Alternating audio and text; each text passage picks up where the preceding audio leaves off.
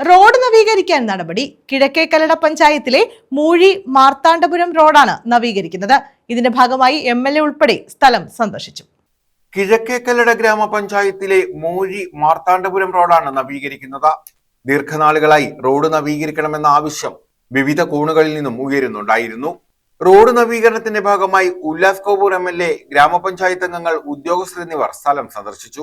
കിഴക്കേക്കല്ലട ഗ്രാമപഞ്ചായത്തിലെ മൂഴി മാർത്താണ്ഡപുരം റോഡിന്റെ പ്രവർത്തന ഉദ്ഘാടനങ്ങളുടെ പ്രാരംഭഘട്ടം എന്നുള്ള നിലയിൽ ഇന്ന് ജനപ്രതിനിധികളുടെയും വിവിധ കക്ഷി നേതാക്കളുടെയും ഒക്കെ നേതൃത്വത്തിൽ നമ്മളിന്ന് ഈ സൈറ്റ് വിസിറ്റ് ചെയ്യാൻ വേണ്ടി വന്നതാണ്.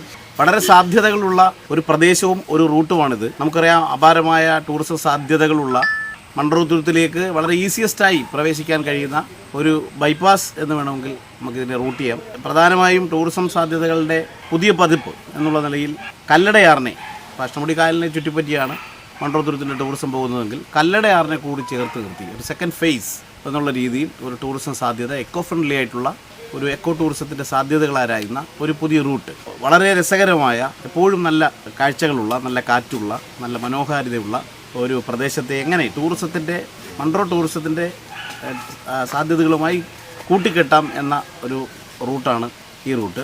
ഇവിടെയാണ് ഏകദേശം 5,84,00,000 രൂപ വകയിരുത്തിക്കൊണ്ടുള്ള നിർമ്മാണ പ്രവർത്തനമാണ്.